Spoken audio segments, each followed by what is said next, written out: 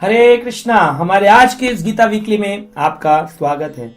और आज हम एक बहुत ही रोचक प्रश्न लेने वाले हैं। लोग पूछते हैं क्या हम अपने घर में महाभारत, गीता ऐसे ग्रंथों को रख सकते हैं? गरुड़ पुराण आदि ग्रंथों को रखना चाहिए? इसमें बहुत सारे प्रश्न हैं। नहीं नहीं जी, महाभारत घर में मत रखो। महाभारत रखने से महाभारत हो जाती है।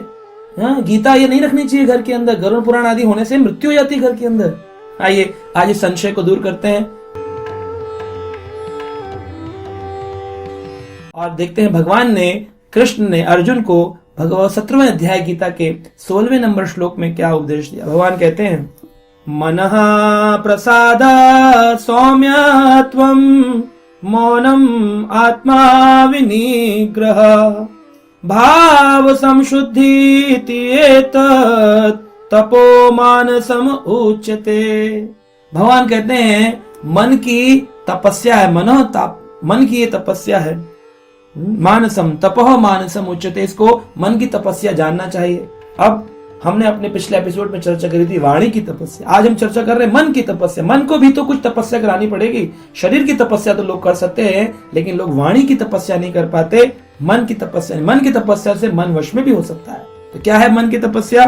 कहते हैं मनः प्रसाद यानी मन को संतुष्ट रखो।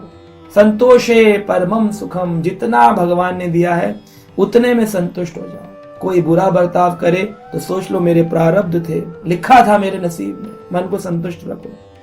कोई अगर अच्छा बर्ताव करे सोचो ये मेरे पूर्व जन्म के पुण्य थे या मेरे कृष्ण गुरु की कृपा है, भगवान की कृपा है जो आज मुझे सुनने को मिल रहा है। मेरी कोई योग्यता नहीं है।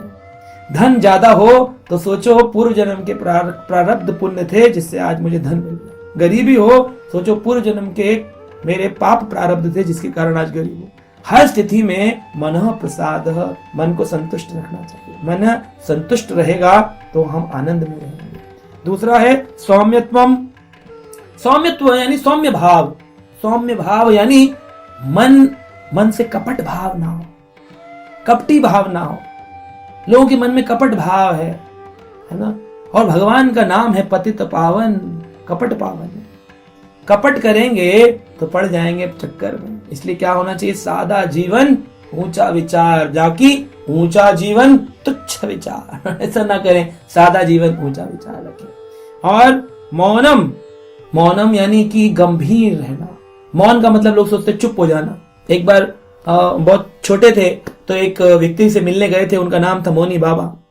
तो लोग, हमारे जो गांव के आसपास के लोग थे, एरिया के, वो सब ले गए। बोले चलिए। तो हम छोटे थे, बोले चलो आपको दिखाएंगे मौनी बाबा।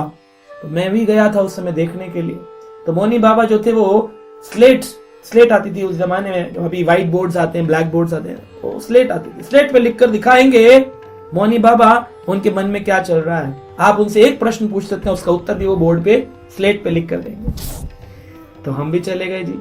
जय देखा कि क्या हो रहा है यहाँ पे चमत्कार। सारे लोग जा रहे हैं, अड़ोसी पड़ोसी, हलो हम भी देखते हैं। तो देखा वो मुंह पर कपड़ा बांधते थे, बोलते कुछ नहीं थे और बिल्कुल शांत भाव से बैठे थे। सबके प्रश्नों के उत्तर, एक प्रश्न का उत्तर लिख कर देते थे, हाँ ना, होगा नहीं होगा, नौकरी लगेगी नहीं लगेगी, देख कर बताते थे। लेकिन उनकी सेक्रेटरी ने पूछा महाराज भोजन में क्या लेंगे आज? खाएंगे तो कपड़ा हटाएंगे, खा लेंगे। जैसे आजकल लोग कोरोना में मास्क लगाते हैं, हटाते हैं, खा लेते हैं भोजन। तो मौनी बाबा ने जो मास्क लगाया था बोले हटाकर खाएंगे। क्या खाएंगे महाराज? तो उन्होंने उत्तर दिया शाम को आज मैं अंडा करी खाना चाहता हूँ। स्लेट पे लिखा था मेरे सामने अंडा करी।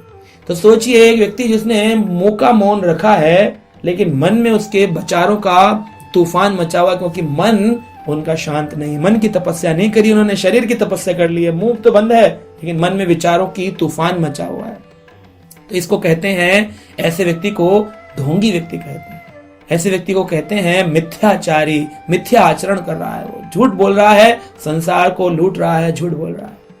तो यहां पर बताया मौनम क्या मतलब है? मुंह चुप रहना नहीं। जब भी बोलो गंभीर शास्त्र के विषयों को संसार के सामने प्रकट करें। लोग जो भी प्रश्न करें उसका उत्तर शास्त्रों से देना चाहिए। अपने मन की विचारधारा, अपने मेंटल स्पेकुलेशंस, अपनी मनोधारणा मत ठोको लोगों पर। शास्त्र में जो लिखा है यथारूप वो बताओ। अपने में ऐसा सोचता हूं, अरे तुम कौन हो जो सोचने का तुम्हारे अंदर शक्ति आ गई?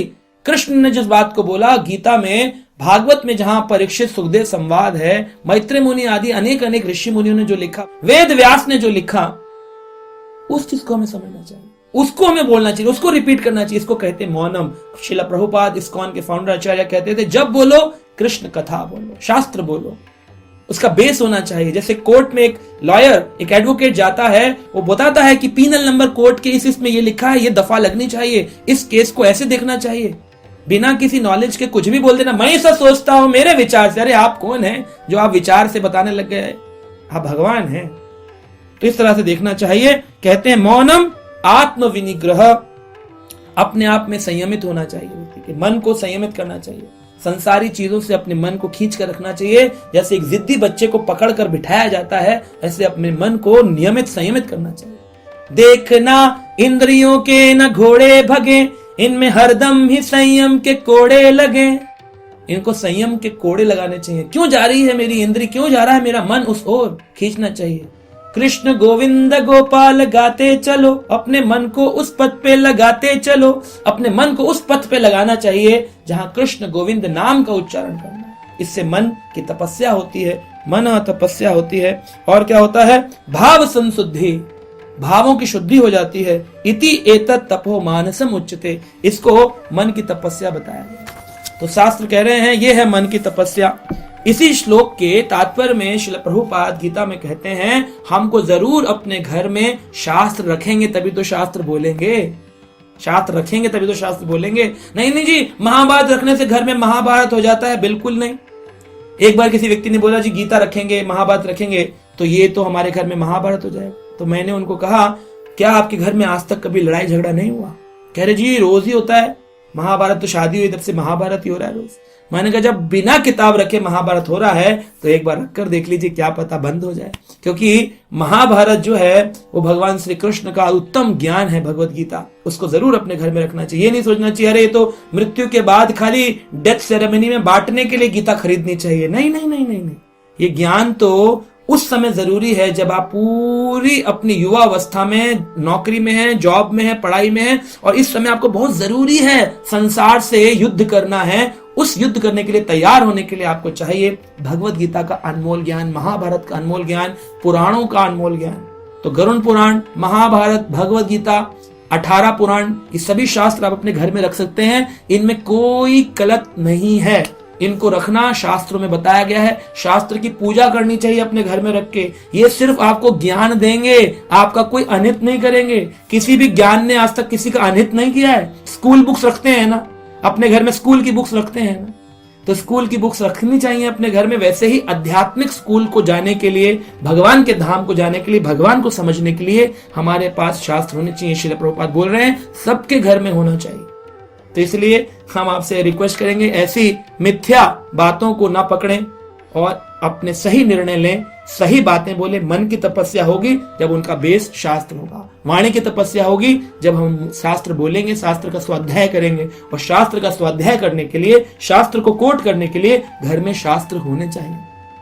शास्त्र और शस्त्र, इस संसार में ये शास्त्र शब्द शासन से आता है। संसार पे शासन करना है तो दो चीजों से होता है, या तो शस्त्र से या शास्त्र से।